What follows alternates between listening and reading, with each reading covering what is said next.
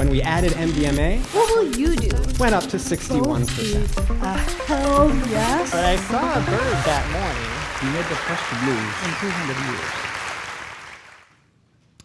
In 2012, my partner, Gad, and I set out on an expedition, really an experiment. We hit the road, and we had philosophical conversations with everybody that we met. Now, a number of these people we knew already, but the vast majority of them are strangers. And we were doing this for a couple of reasons. First of all, we just wanted to see whether it actually could be done. Can you do this?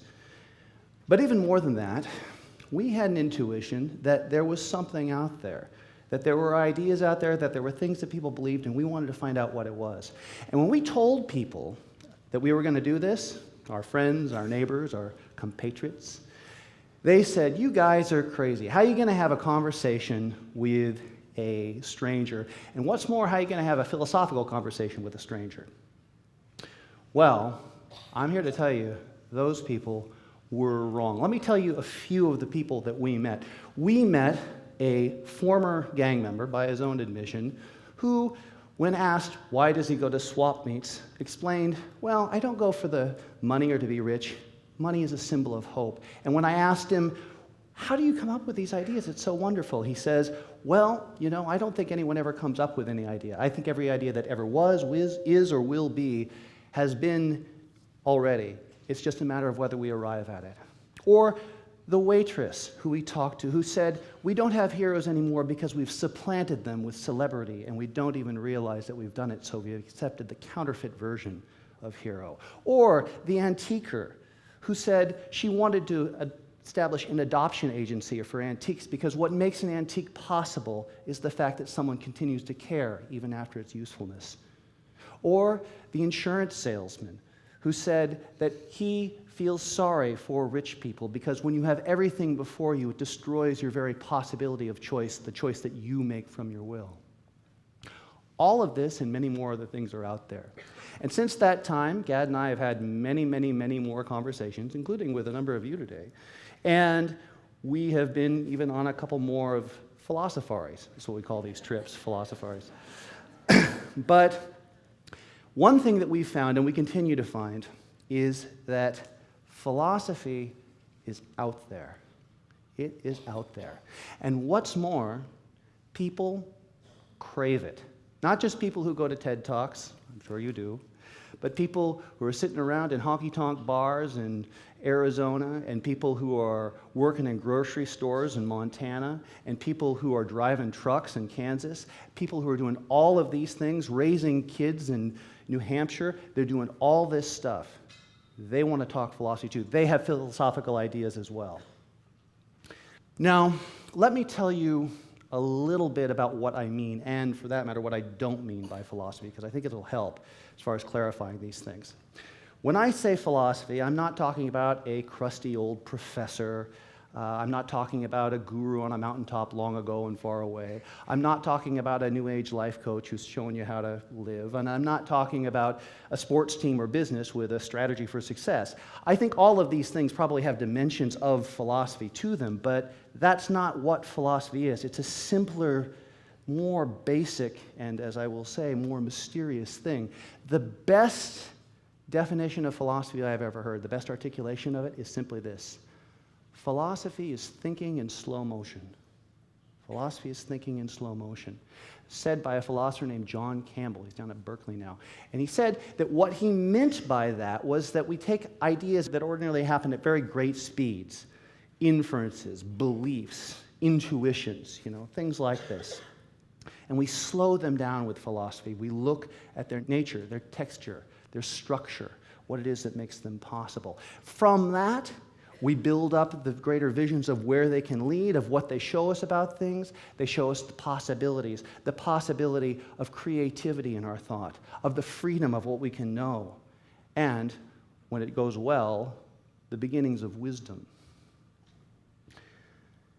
Now, I would say that philosophy is something that human beings, I think, have always needed. That's why I do what I do.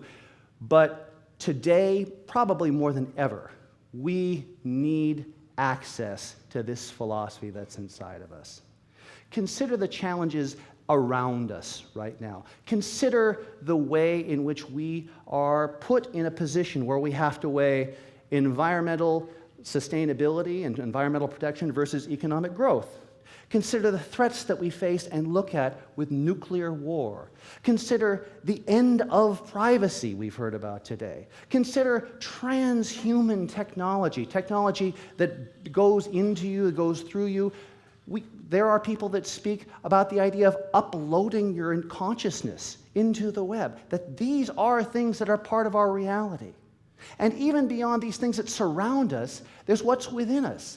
Think about the fragility of relationships, not just romantic relationships, family relationships, class relationships, age, all sorts of things like this. Think about the ambiguity of identity. Think about the way in which there is this persistent and strange way in which despair, depression, anxiety follow us through life. Think about these things. They are part of modern life. And I would say that part of the way we begin to address them wisely is through philosophy.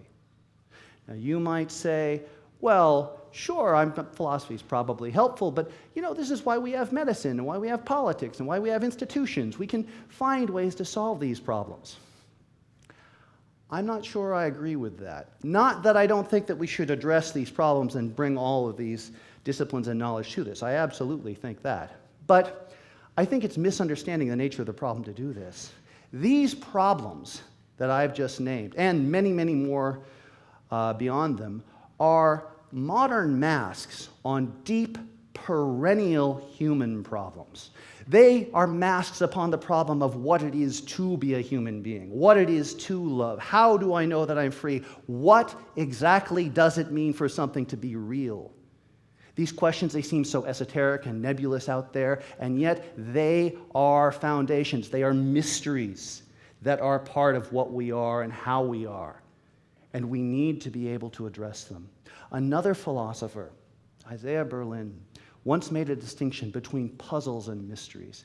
He said puzzles are things they're problems that we can address by getting more information. You get more data, you work it through, and voila, your puzzle is solved, right? But mysteries are different. Mysteries are problems that when we get more information or more data, they just bedevil us all the more. Mysteries, despite what Scooby and Shaggy might say, cannot be solved. Instead, mysteries have to be dissolved or resolved. They're encountered. And philosophy, this philosophy that is out there, that everyone is in this room has at some level, this is part of how we do this. This is part of how we engage it. Philosophy is a way of engaging this deep, enduring mystery that is us. The depths of why things mean and care. This is why I would say philosophy is not a luxury. Philosophy is a right. It is a human right. It is the right that comes to you from being human, from having this thing called consciousness, that can think and can work with these ideas, that cares, that comes to these things, that does this stuff, that lives this life, and tries to do something beyond this life. That mystery is what we should have access to, and that is what philosophy can do for us. Now, if it's so great, how do we do it? How do you begin doing philosophy? Because it seems, again, rather remote and distant from us. Well, there's a lot of ways of doing philosophy, but one of the things I would say, one of the best ways to begin is with questions. Now, there is a way, in this culture in particular, I would say, that we kind of misunderstand how questions are supposed to work. People think that you ask a question in order to get an answer. And I agree, there are plenty of questions that you want an answer to. What should I have for breakfast? Where did I put my keys? Why is that guy following me? These are questions that I want to have answered. But these other questions, these deeper questions, the questions that dwell within the mystery that gives rise to these things, these questions, you can't answer them. Instead, you ask the question about them What is it to be alive? What is beyond the beginning of the universe? What is past the end? What does it mean to be real? How do I know that I truly know anything at all? These kinds of questions, these questions are lenses. They're a way of looking at a concept and digging into it. So here's what I would do if you want to begin to do some philosophical questioning. I would take a question, think of a question, that you would like to contemplate. Not that you would like an answer to, but that you would like to contemplate, to let your mind look at and weigh and consider and see what comes from it. The discoveries, the serendipity that we talked about this morning, right? These sorts of things. And then, when you do that, ask yourself, why do I find this so intriguing? What is it about the question that is so meaningful or intriguing? And then watch your mind consider this question. Watch your mind as you proceed through this, down the rabbit hole, through the looking glass, and see, just see what comes. You will be surprised. You will find out you're far more brilliant than maybe you realized. Now, I would add to this that if we say, all right, so asking questions, if that's the case, then how do we make that happen? I mean, I can ask questions all I want, but I don't always have time, I don't always have the place for it. What do I do? Here's what I would say. We need to make philosophy part of everyday life. And people say, oh, that's silly. No, that is not silly. That is foundational. Make philosophy part of the way in which you go through life, the way you would exercise, the way you would meditate, the way you would take time for friends, the way you would look for obligations. Consider it a part of yourself, caring for yourself at this level. Secondly, make philosophy something that fits within your decision-making process. And finally, just make the time and the space and the value for it generally. Let me leave you with this thought. It has been said that questioning is the piety of thought. I absolutely agree with this, but I think it goes even further. Questioning is not just the piety of thought. Questioning is the beginning of wonder, of understanding, of human possibility. It is what makes it possible for us to begin to touch the fullness of what we can be as human beings. Take the opportunity to ask questions, and ask questions well. Philosophize with yourself, one another, and find out some things you didn't know before. Thank you.